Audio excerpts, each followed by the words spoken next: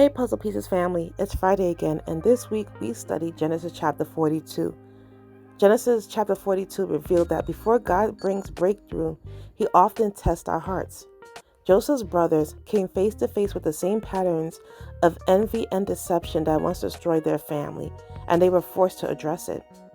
Joseph, guided by God, tested them to see if they would respond differently this time.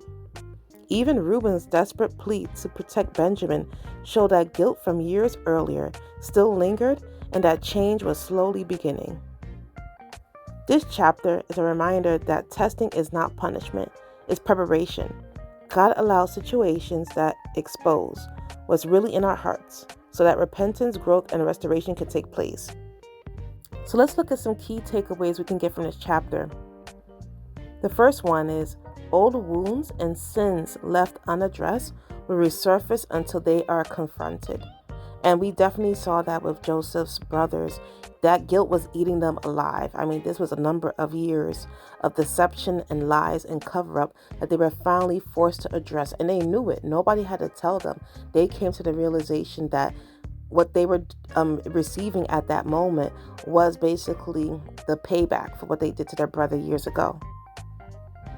The next key takeaway we can see is true change shows when we respond differently to the same kind of trial.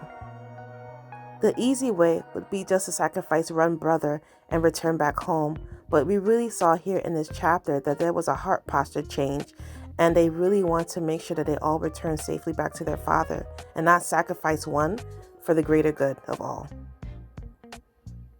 The last thing to address right here is, even though we know that Joseph was the one doing the questioning and the accusations, God was using this to test the motives and the heart behind the brothers.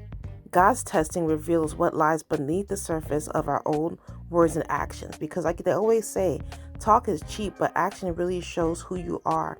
And we can definitely see by the brothers' actions that they really did have a change in posture, a change in heart after what they did to their brother so many years ago. So as we go into the weekend, here are some questions to reflect on. How do I usually respond when past wounds or mistakes that I made are brought back up? Am I willing to let conviction lead me to repentance, or do I bury it deeper?